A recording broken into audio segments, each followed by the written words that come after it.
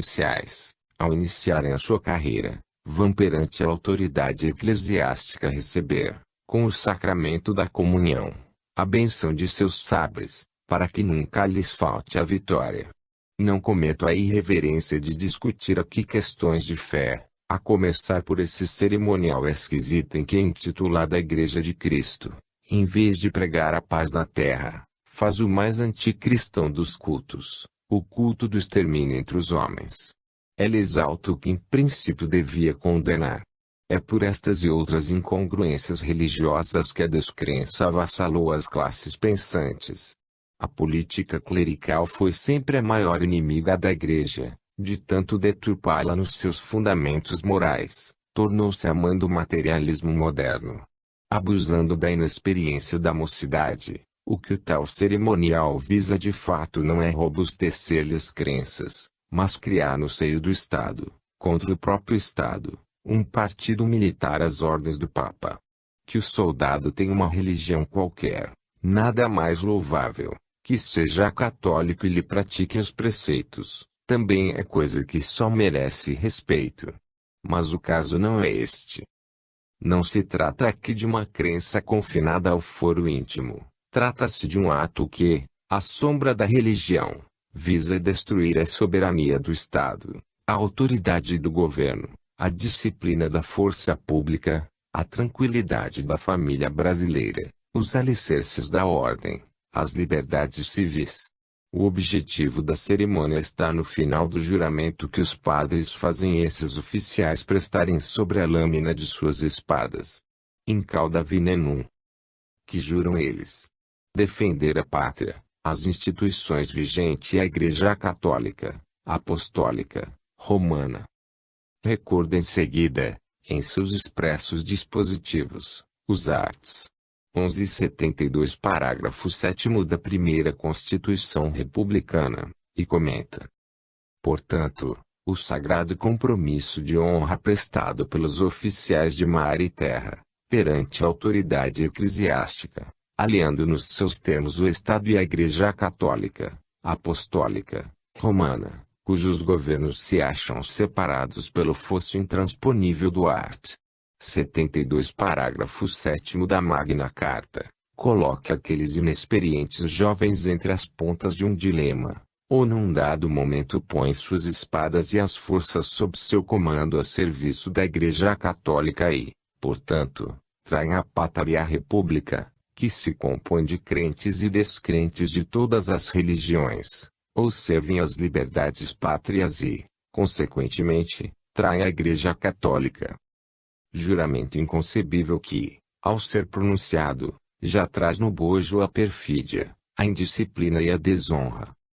Não parou aí, prossegue o ilustre escritor, a ação demoledora e sorrateira dos padres. Prevalecendo-se do afrouxamento das energias cívicas do povo, de sua indiferença pela causa dos princípios e da cumplicidade de governos falsamente republicanos, eles já organizaram batalhões de escoteiros católicos. Ensaios preparatórios para chegarem às unidades de guerra. É a política clerical em plena expansão, empolgando pouco a pouco as forças armadas, para com elas subverter o Estado e a República. Borda, a esse respeito, veementes apreciações críticas, inteiramente justas, e conclui. Toda essa cerimônia de bênção de espadas pode ser muito interessante, mas é preciso pôr um paradeiro à insensatez do juramento em que ela culmina. Insensatez sim, rematada insensatez, porquanto pressupõe a possibilidade de um conflito premeditado pela Igreja Católica contra outras crenças, quando ela, de posse das milícias, julgar oportuno desfechar o golpe. Insensatez, porque ninguém se lembraria nunca de ameaçar pelas armas a citada Igreja ou qualquer outra. É no campo da doutrina e da liberdade de consciência que tais lutas se travam, e nesse campo, reservado ao sentimento e à razão, a espada é a valentia. Não tem nada que fazer. No que se refere à organização de batalhões de escoteiros católicos, observemos por nossa parte, Semelhante modalidade constitui uma traição formal ao espírito e objetivos da criação de Lord Baden-Powell, tal como foi por ele idealizado e vai sendo posta em prática em todos os países civilizados. Escola de robustez física, mediante apropriados exercícios, e de adestramento e disciplina moral, abrangendo preceitos de fraternidade, sem distinção de crenças religiosas, com obrigatoriedade, sim, além de boas maneiras, de intrepidez e honra, de abnegação, de renúncia e amor aos seus companheiros e ao próximo. O escotismo ou, em mais claro sentido, os escoteiros constituem núcleos de aproximação e solidariedade nacional e internacional, em cujo seio todo exclusivismo sectário é atentatório de seus altruísticos objetivos. Enxertando-lhe, portanto, essa organização, nitidamente sectária, de escoteiros católicos, os elementos reacionários, clero e seus obedientes caudatários, ainda por sugestão do anticristo, inimigo de toda obra tendente à confraternização humana, vulneraram fundamentalmente, com introduzir-lhe o espírito de separatividade, a criação de Baden-Powell. Numa palavra, não a deturparam apenas, feriram-na de morte. Enunciemos, entretanto, o último dos prometidos fatos. No dia 12 de outubro de 1931 a cidade do Rio de Janeiro assistia, por uma parte de sua população, à pomposa inauguração do monumento erigido, no extremo píncaro da montanha do Corcovado, ao Cristo Redentor.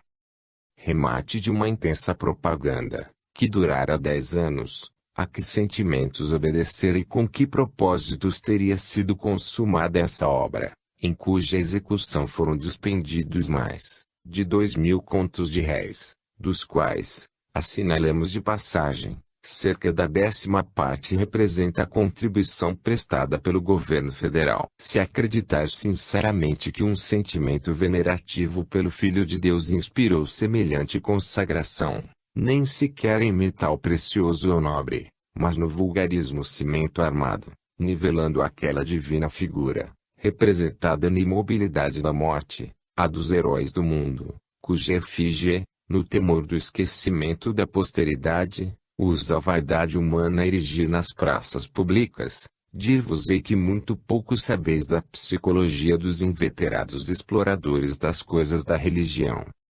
Acrescentemos desde logo que, assim nos exprimindo, estamos longe de pretender ferir o sentimento verdadeiramente religioso das pessoas de boa fé, que concorreram, umas, para a ereção de tal monumento, sem refletirem no que, de fato, significa ele de antagônico à doutrina do Mestre, e outras que na contemplação, à distância, daquela figura em atitude acolhedora, e sobretudo à noite, envolta na claridade dos refletores elétricos, emergindo, como fantástica aparição das sombras ambientes, encontram motivos de emoção, embora momentânea, que não exerce, por isso mesmo, decisiva influência nos atos de sua vida, tornando-se dignos da aprovação de Deus. Tais motivos emocionais, sem embargo de sua natureza pueril, os varões em Cristo sentem de outro modo e já deram de mão as coisas de menino,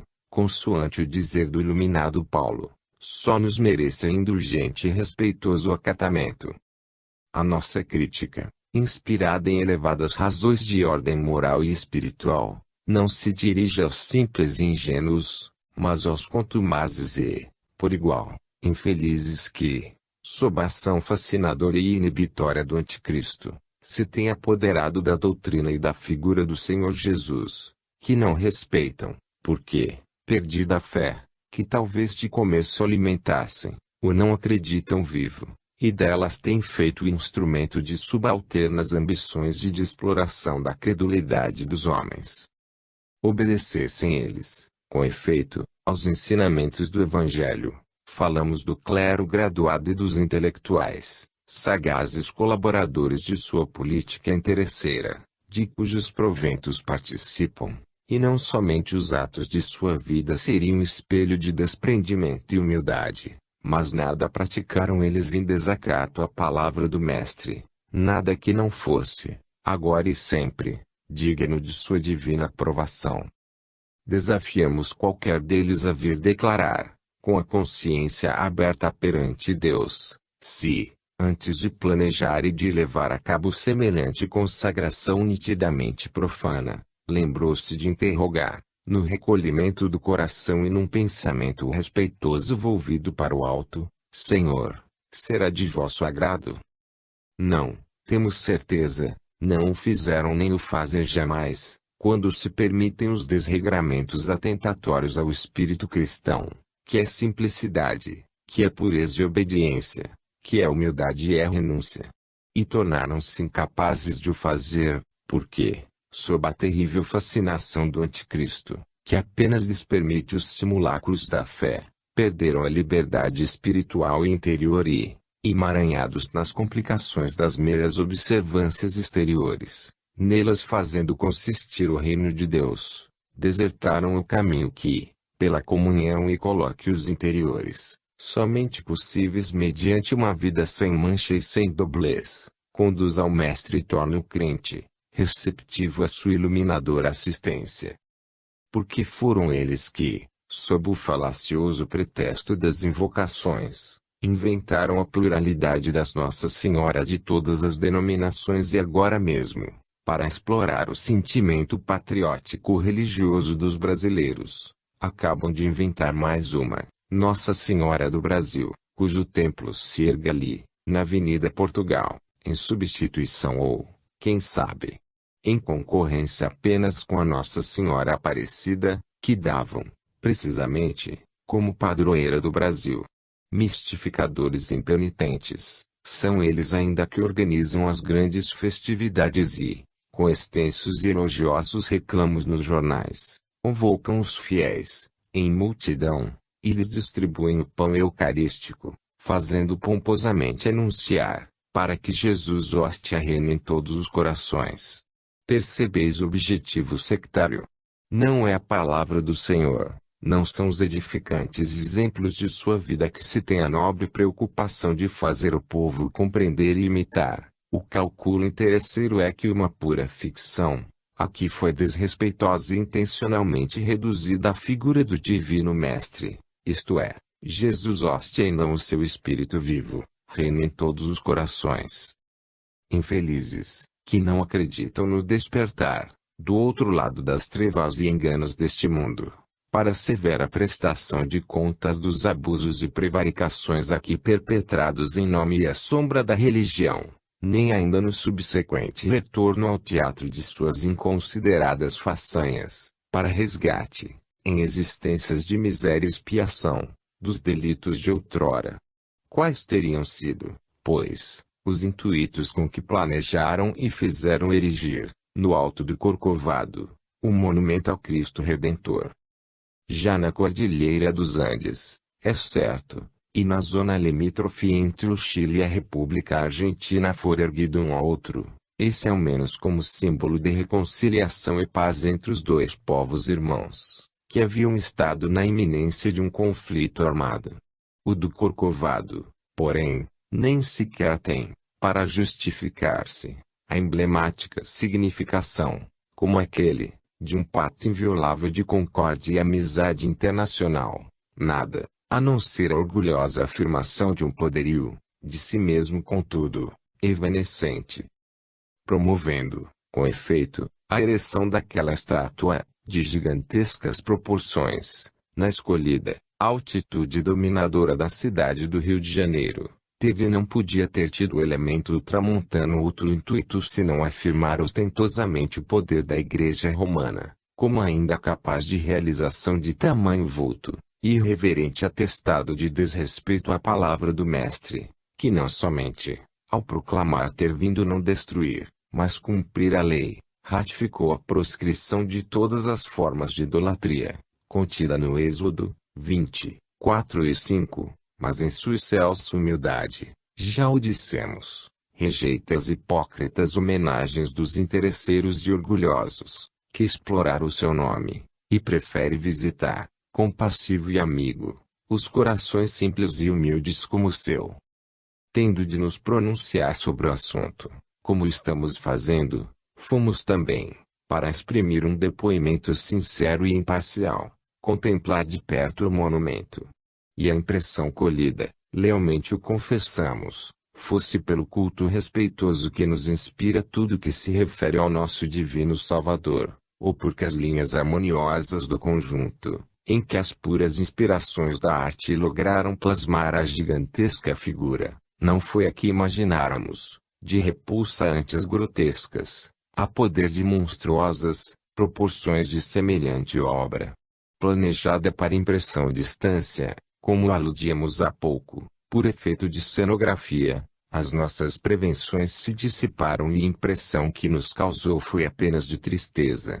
Tristeza que nos comunicaram aqueles olhos inertes, modelados no cimento petrificado, sem transparência nem sinal de vida, olhos cegos de estátua, exprimindo por isso mesmo, em sua apagada imobilidade, uma infinita melancolia. E foi assim que ousaram representar aquele que, o Verbo de Deus, por quem todas as coisas foram feitas, e nada do que foi feito sem ele, é espírito e vida, da qual participamos todos os que nele verdadeiramente cremos. Longamente e respeitosamente contemplamos aquele simulacro, na sua mudez, na invencível tristeza da face quase sem relevo, braços estendidos em atitude acolhedora, sim, mas parecendo evocar de novo uma crucificação, a que falta apenas o madeiro.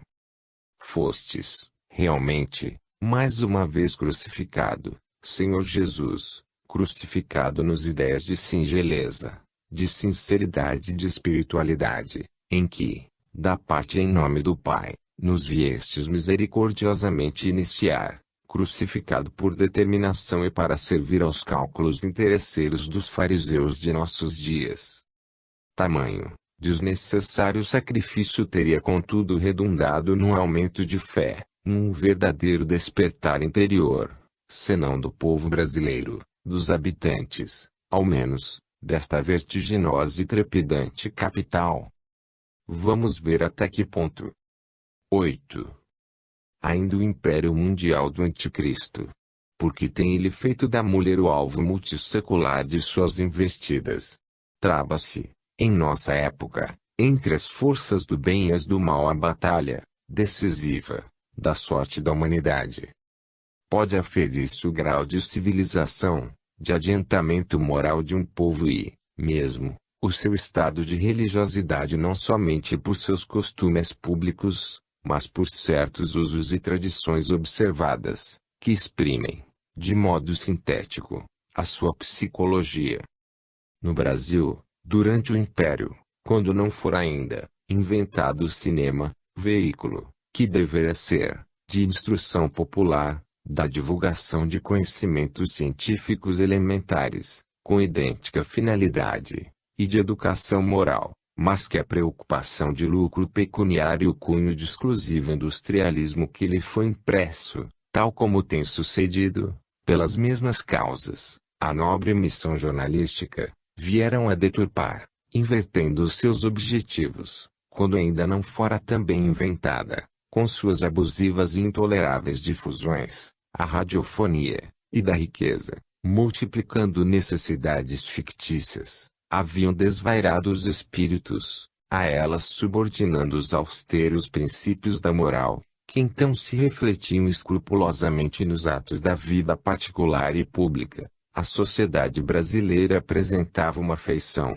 de certo modo, patriarcal e o seu sentimento religioso, orientado pela Igreja Católica, suficiente então, já, o dissemos, as suas aspirações espirituais, se manifestava assim no alto nível dos costumes como no fervor, sincero e respeitoso, com que o povo, da mais culta classe mais obscura, tomava parte nas grandes e solenes festividades, em que consistiam as suas quase únicas diversões, que atraíam em massa, na capital e nas então províncias, desertando momentaneamente os lares, as populações, simples e pouco exigentes.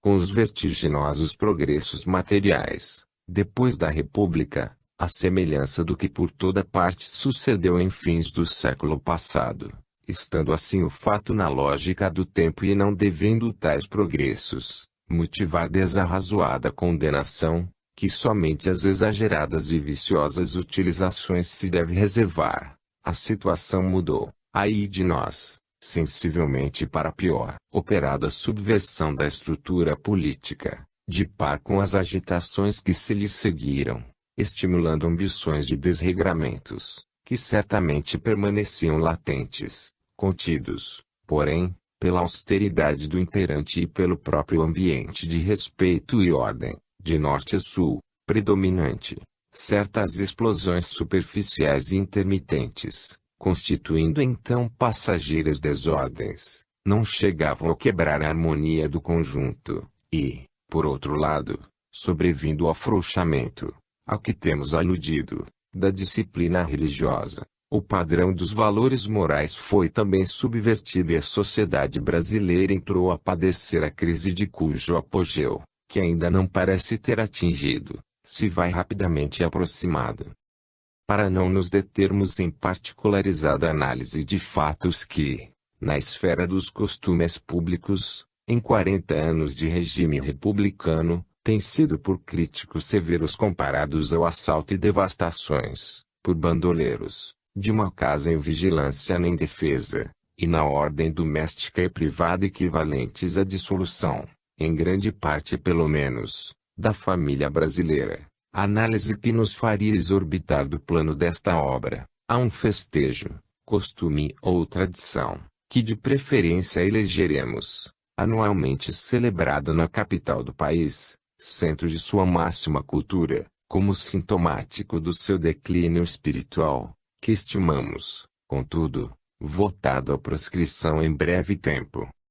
Que conceito faríeis de um povo que, tendo, como brasileiro, um alto e nobre destino a realizar no continente americano, fosse com eloquência irretorquível dos fatos, apresentado aos olhos do mundo como essencialmente, visceralmente carnavalesco? Pois essa afeição humilhante, como se fosse um recomendável padrão de honra, com que não inimigos nossos mais altas autoridades do distrito, a pretexto de atrair forasteiros, dos outros países americanos e da Europa, e com um objetivo de turismo, se tem, nos últimos anos, empenhado em tornar conhecida lá fora a população carioca, tanto vale dizer, pela importância desta cidade no conjunto das unidades federativas, o povo brasileiro.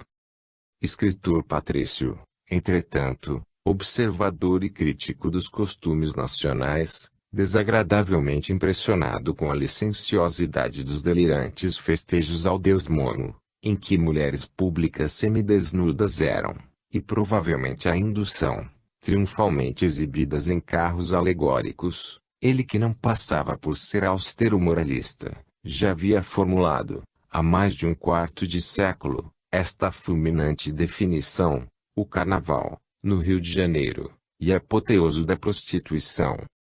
A frase, candente de absoluta justeza, que fatos posteriores se encarregariam, infelizmente, de confirmar com uma deplorável extensão, de certo não prevista pelo seu autor, não logrou despertar a adormecida consciência dos pais nem, sobretudo, das mães de família, cujo fervor adorativo pelos orgíacos festejos personificados na grotesca e convencional entidade pagã, não tem cessado de recrudescer, multiplicando irreparáveis desastres. É possível desconhecem elas a amplitude, seria difícil, se não impossível, medi-la com exatidão, de semelhantes desastres. Basta contudo assinalar que ano houve, recentemente, em que os atentados ao pudor atingiram tão alarmante cifra que a polícia teve necessidade, com o fim de, pelo menos, cercear as proporções do escândalo,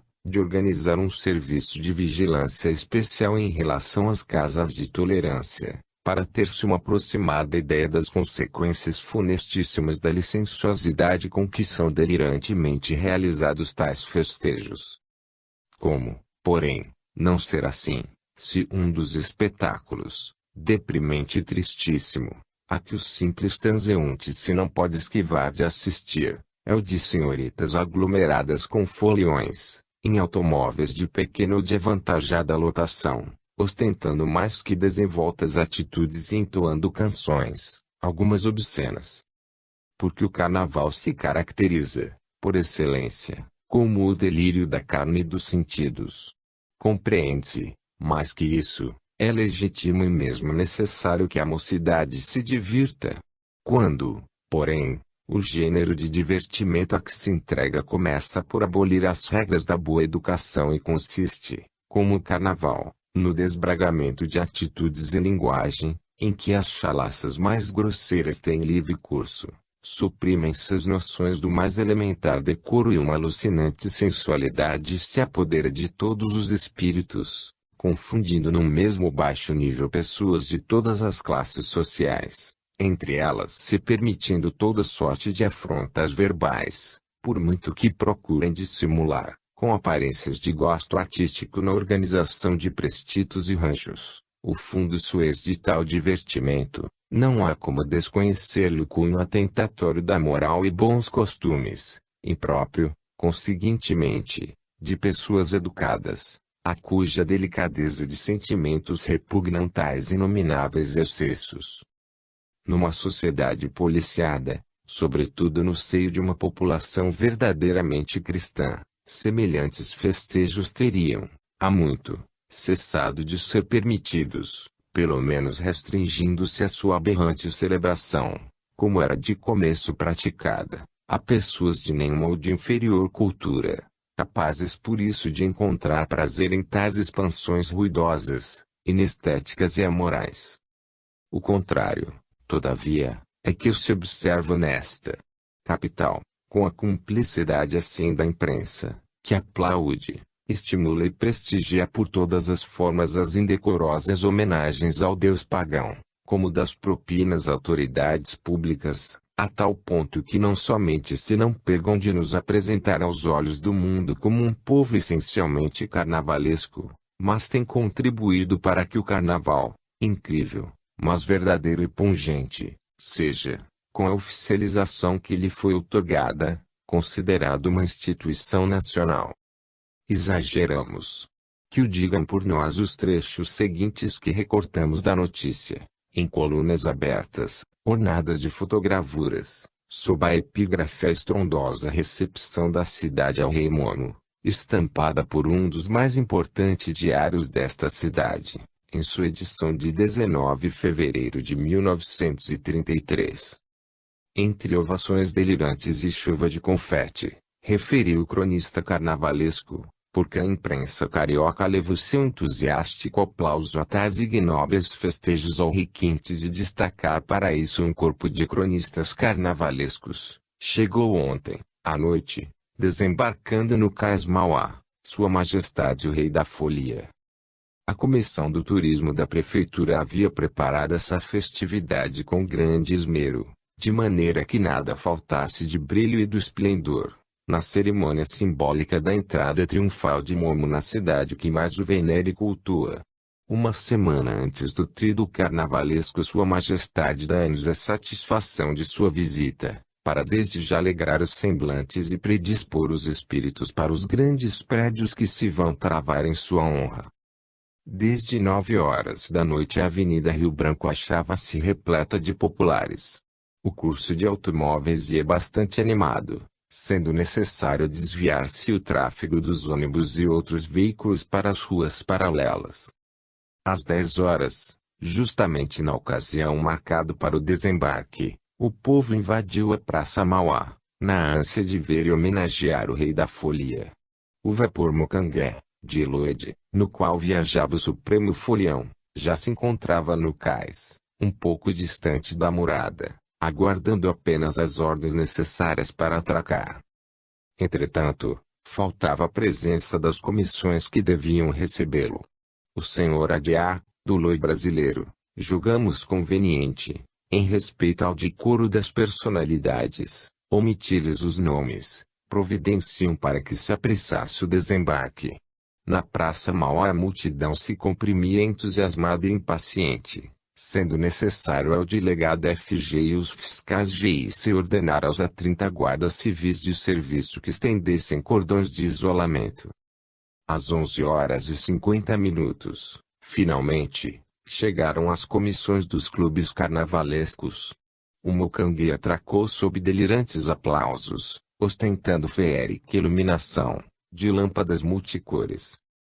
O enorme boneco, de boca entreaberta num sorriso sarcástico, em que deixava ver o único dente, preso ao maxilar superior, foi desembarcado ao som das fanfarras e bandas do música e colocado na carruagem real. Esta, de efeito, era formada dos seguintes elementos: um trono, ao centro, com colunas douradas, um enorme Zé Pereira, na frente, empunhando uma corneta e batendo o bombo, uma figura, lindíssima de mulher, atrás, alçando os braços e oferecendo o seu próprio coração a Momo. Completavam o carro várias figuras estilizados e 4 graciosas mulheres, vassalas de Sua Majestade.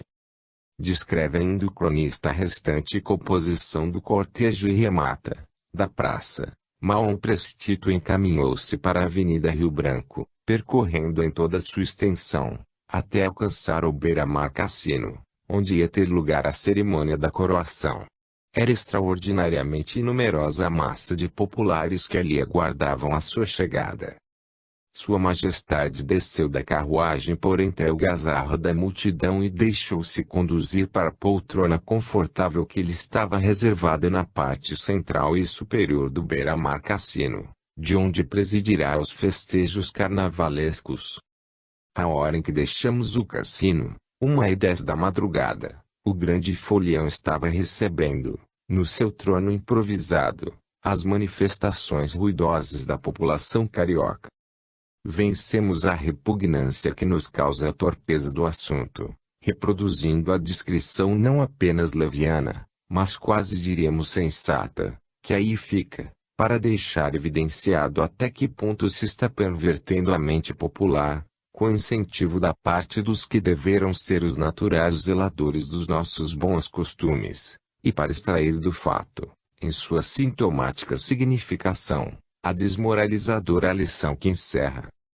Nesta cidade que, seguindo o depoimento do cronista carnavalesco, em nada exagerado, mais venera e cultua Rei Momo, as festas em sua honra, com todo o repulsivo cortejo de desregramentos a que serve de pretexto e a que não tem faltado, como se vê, os mais expressivos estímulos, passaram a constituir a suprema preocupação da maioria de seus habitantes.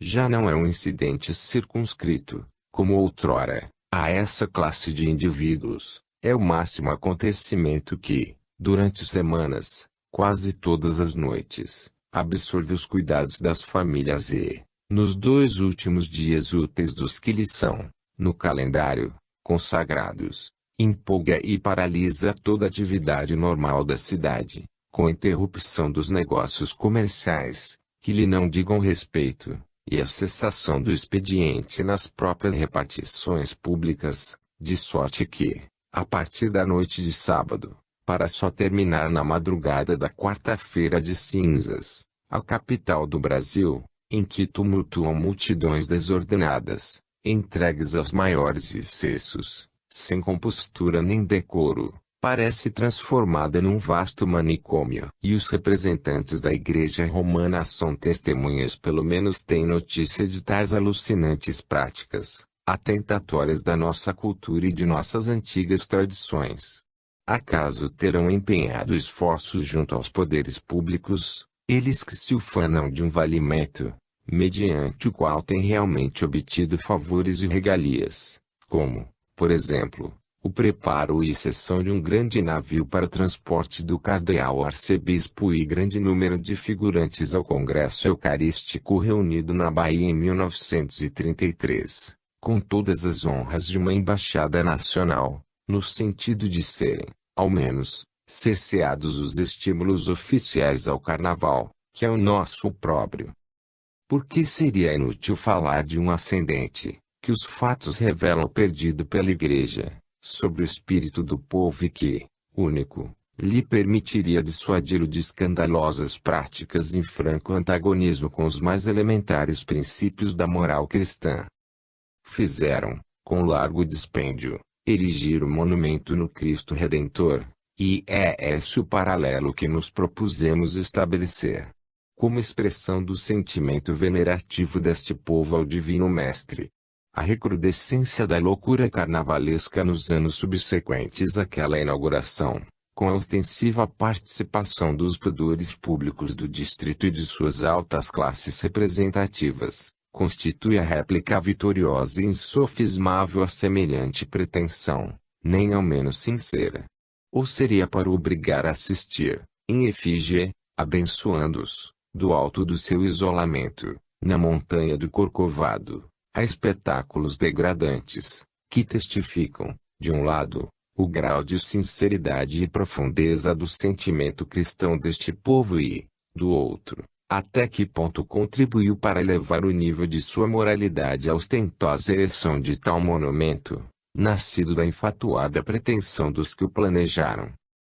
No que se refere ainda ao Carnaval, para finalizarmos este assunto, os representantes da Igreja, por si e pelo órgão de seus arautos, se lhes não obnubilasse o entendimento a ação fascinadora do Anticristo, saberiam, e o conhecimento positivo do fato os devera induzir a uma campanha sem tréguas contra o funesto divertimento, que essa triunfal revivescência, no Brasil, das Saturnais romanas, constituindo, como constitui, de muitos séculos uma das formas de perversão moral, em larga escala promovida por aquele implacável adversário, dá lugar a que nuvens de espíritos da mais baixa classe, como ele tenebrosos, ávidos de prazeres materiais, a que os inabilita a ausência do corpo físico, se precipitem sobre as multidões em delírio, médiuns, que o somos todos, e, suscitando-lhes os apetites sensuais,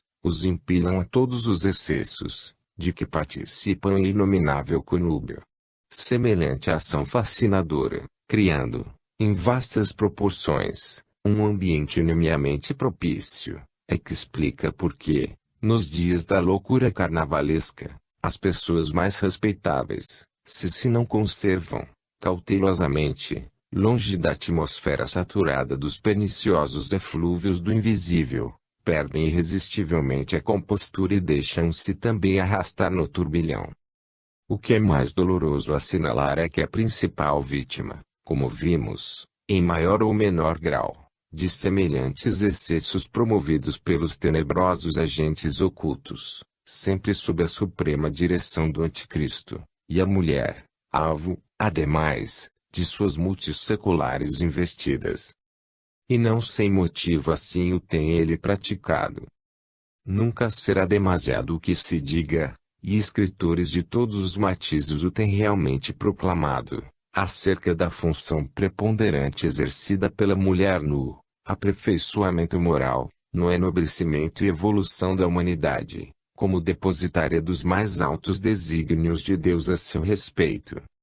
Certo, no ponto de vista espírita, a questão do sexo é meramente acidental, sabido que o não possuem os espíritos e que tanto encarnam em um como no outro, não residindo no corpo que revestem, mas no substrato divino que os caracteriza, as faculdades morais e intelectuais que, em harmonia com o plano geral da evolução, lhes cumpre desenvolver até a sua máxima plenitude. Uma circunstância, todavia, cumpre desde logo ficar assinalada, e vem a ser que a diferenciação, tão apenas fisiológica e orgânica, mas biológica e também psicológica, observada no complexo estrutural do homem e da mulher, não representa fator de tal modo desprezível que seja indiferente ao espírito, e sem consequências no seu percurso evolutivo, incorporar-se uma ou outra dessas modalidades somáticas. Ao contrário, a escolha, determinada na lei, que regula os renascimentos sucessivos na matéria, e não deixada ao exclusivo arbítrio individual, como por muito tempo admitiram e ainda o afirmam espíritas simplistas, é feita consoante, de um lado, o imperativo dos atos, nenhum dos quais escapa à sanção da justiça divina, praticados em anteriores existências, e do outro a necessidade de aperfeiçoamento moral ou intelectual do indivíduo. Assim, quando seja necessário adquirir e desenvolver qualidades peculiares, como o poder da ação, volitiva e reflexiva, a energia empreendedora, frequentemente duplicada de resistência física, solicitada por trabalhos e exercícios dessa natureza, as quais se relacionam com as faculdades intelectuais, o espírito encarna como homem. Se, porém, chegou a vez de espiar, na condição dependente, subordinada e circunscrita de mulher, os abusos de poder, os extremos da vontade ou transgressões do dever, praticados em precedentes vidas, ou se, principalmente, se trata de cultivar, na obscuridade e na modéstia, os sentimentos afetivos, apurando-os em suas mais nobres exaltações, a escolha tem que forçosamente recair num corpo feminino. De sorte que o aperfeiçoamento alternado das aptidões peculiares de um e outro sexo, que a lei admirável de harmonia, em sua aplicação assim ao cosmos gigantesco e à evolução universal dos seres como a vida particular de cada um, inelutavelmente impõe, é que vem a produzir esses raros espécimes, raros num mundo como o nosso, do ser integral, homem ou mulher, em quem o perfeito equilíbrio do sentimento e da inteligência, ou melhor, da razão, que é a sua expressão mais alta, reveste o esplendor de uma suprema realização.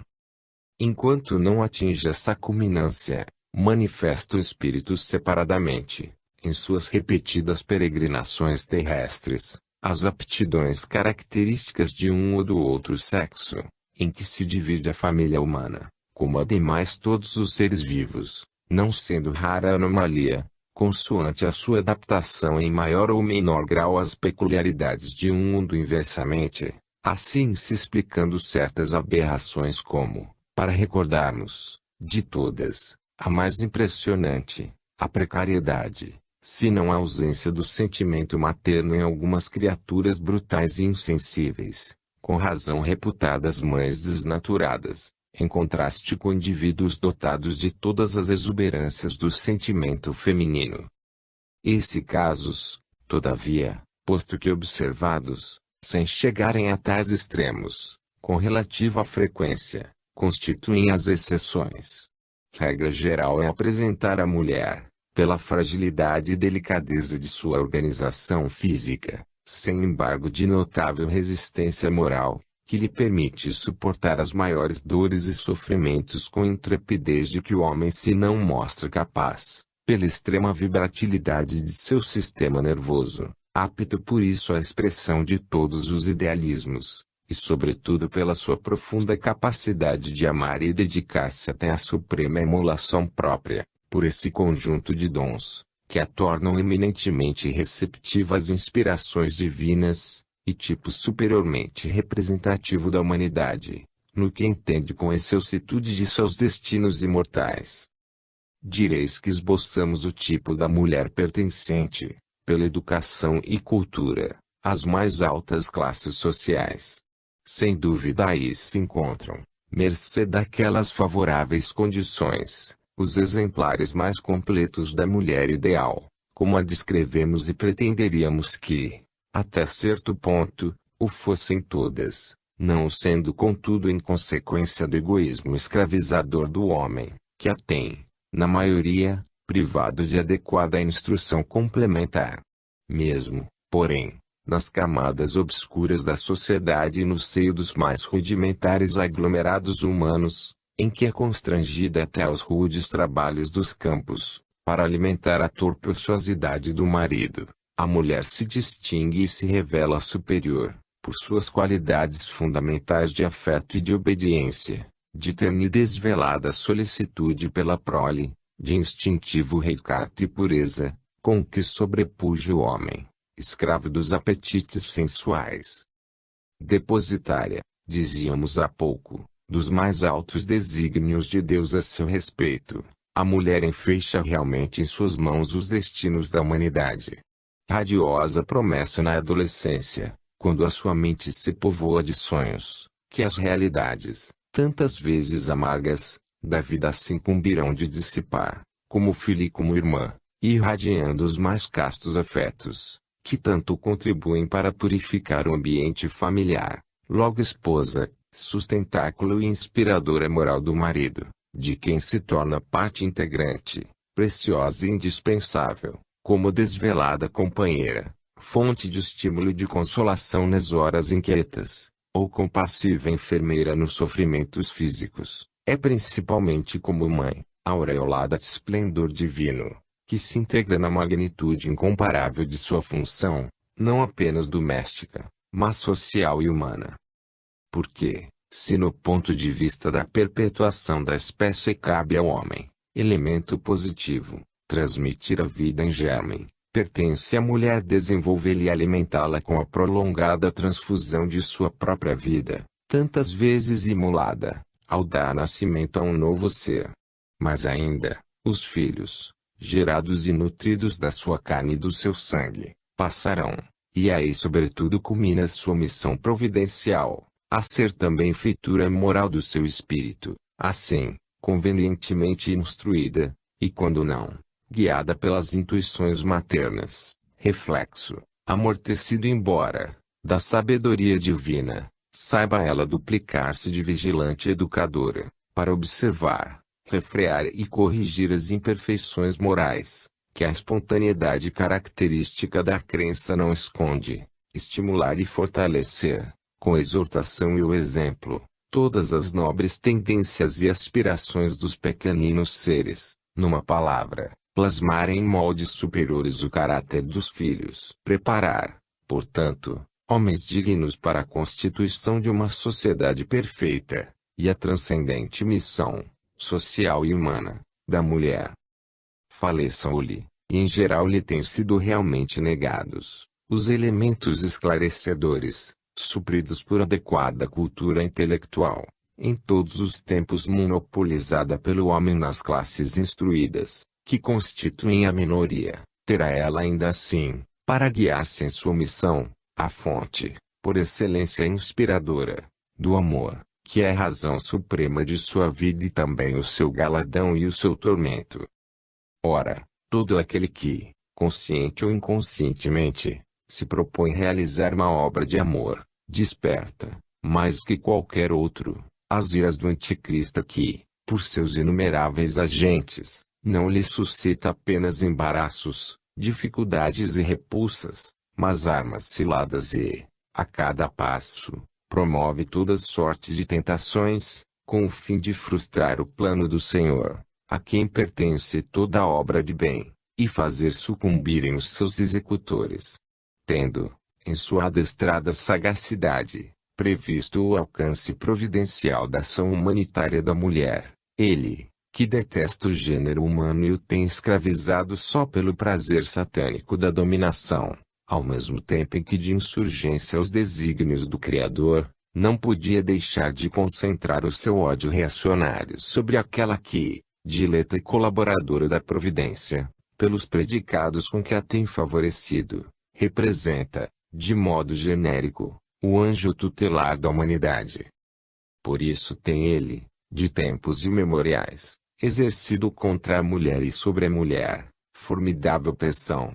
Contra ela, insinuando, a seu respeito, no espírito do homem a ideia de uma inferioridade que, não residindo sequer no acidente do corpo, dotado ao contrário, como recordávamos há pouco, de condições fisiobiológicas, de vibratilidade nervosa e delicadeza anatômica, testificadoras de real superioridade, o tem contudo induzido a, cerceando-lhe os direitos naturais, não somente impor-lhe um estado de servidão, de que só recentemente se vem ele objetivamente emancipando, para cair, todavia, em exageros, de cujos inconvenientes em pouco falaremos, mas, o que é pior, considerá-la e torná-la de fato instrumento passivo de sua concupiscência. Obsidiado pela preocupação mórbida, se não exclusiva, da sensualidade, pelo menos preponderante, a tal ponto que essa,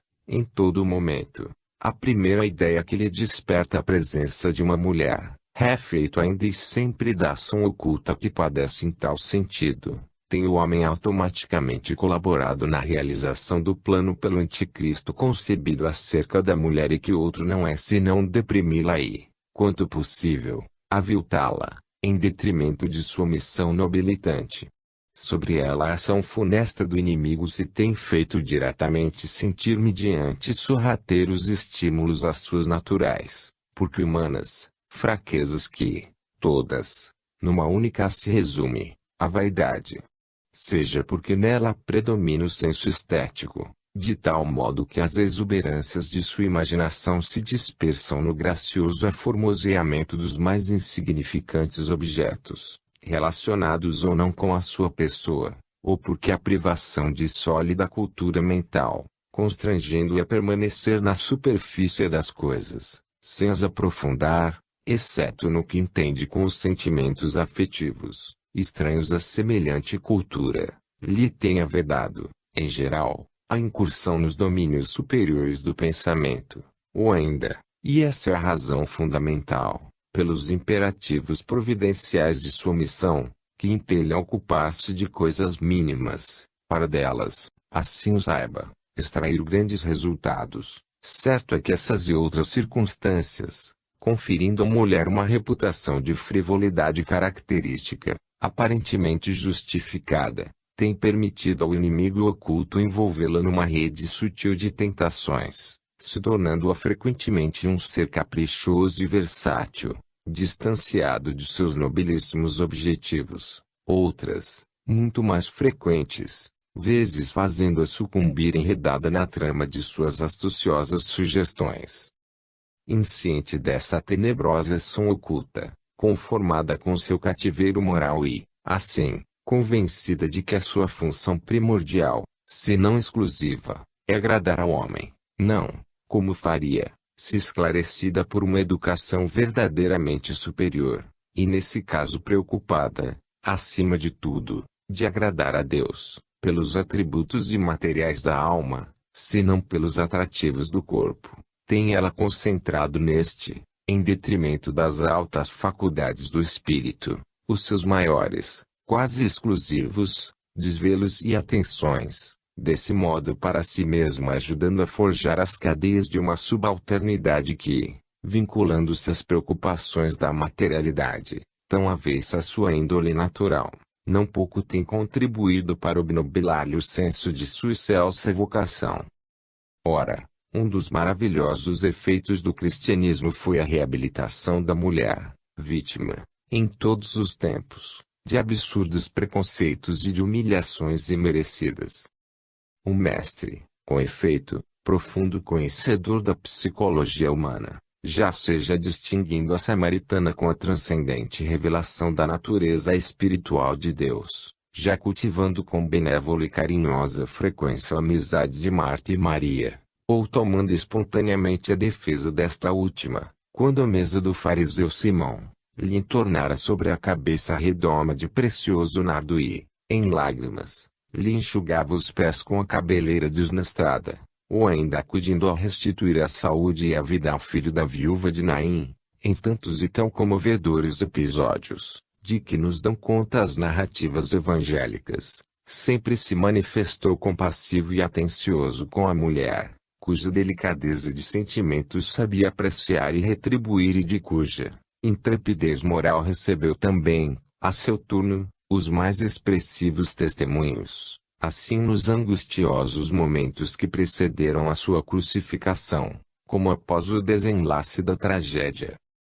Enquanto, realmente, apavorados com a prisão do mestre, os discípulos se dispersaram e dois, apenas, se animaram a acompanhar de longe o cortejo tumultuário, não tardando um deles, contudo, a negá-lo no pátio do pontífice, ao ser conduzido ao lugar do suplício, em meio da ameaçadora coorte dos pretorianos e da multidão ululante. Foram as piedosas mulheres que, indiferentes a todo perigo, com os corações alanceados de angústia, o acompanharam, chorando e batendo nos peitos, em sinal de protesto contra o inominável atentado, dele recebendo esta abnegada e compassiva exortação: filhas de Jerusalém, não choreis sobre mim, chorai sobre vós mesmas e sobre vossos filhos.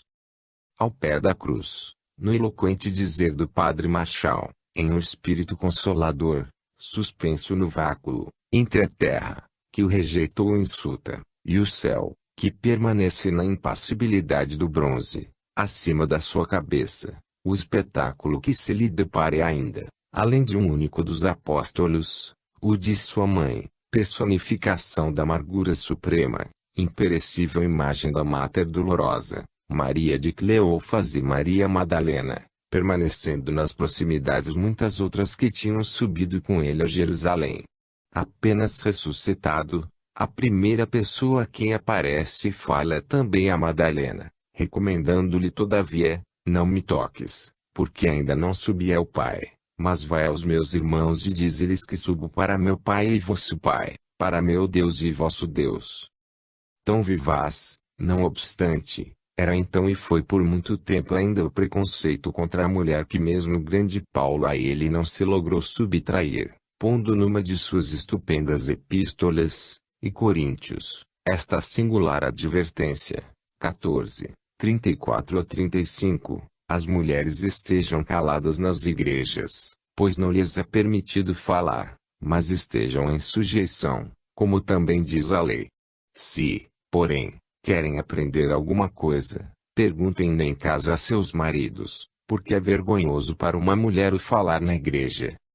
Esse espírito exclusivista, no fundo visceralmente judaico, permaneceu durante muitos séculos na Igreja Católica, não podendo seus monges e padres, vivendo no celibato, segregados da família, apreciar o poder e o encanto desse delicado ser, em quem enxergavam, de preferência, um perigo. Como recorda Léon Denis, obcecada pela narrativa literal do Gênesis, cujo simbolismo não compreendia, chegou essa igreja, no século VI, a suscitar, entre as deliberações do concílio reunido em Macon, 585, a questão dubitativa, se a mulher tem ou não tem alma. Levando mais longe as suas malévolas suspeições, obediente que cada vez mais se tornava às dominadoras insinuações do anticristo, moveu contra a mulher, a pretexto de seus maravilhosos dons mediúnicos, interpretados, como feitiçaria, as mais cruéis perseguições, a que sucumbiram tantas vítimas ilustres, dentre elas sobressaindo, pelo esplendor de sua missão como libertadora da França, Joana d'Arc, a gloriosa Virgem de Orleans, queimada viva em 1431, por ordem e coberta das maldições dessa igreja que, todavia, em testemunha da infalibilidade de suas decisões, acaba, há poucos anos, de canonizá-la.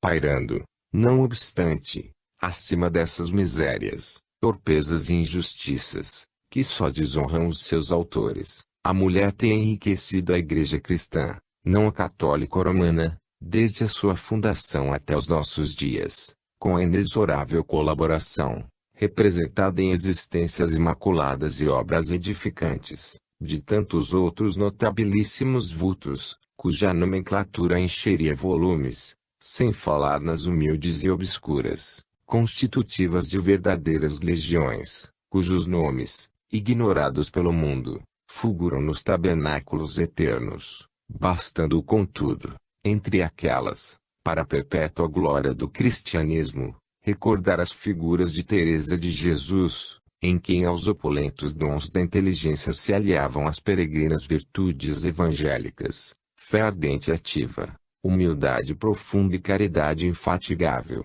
culminando no amor transbordante e adorativo a seu e nosso divino Salvador, e Clara, a abnegada filha espiritual de Francisco de Assis, não apenas colaboradora, mas duplicadora, sob a modalidade feminina, do apostolado de renúncia que, sob as inspirações do Senhor Jesus, tão fecundas claridades espirituais projetou na sombria Idade Média.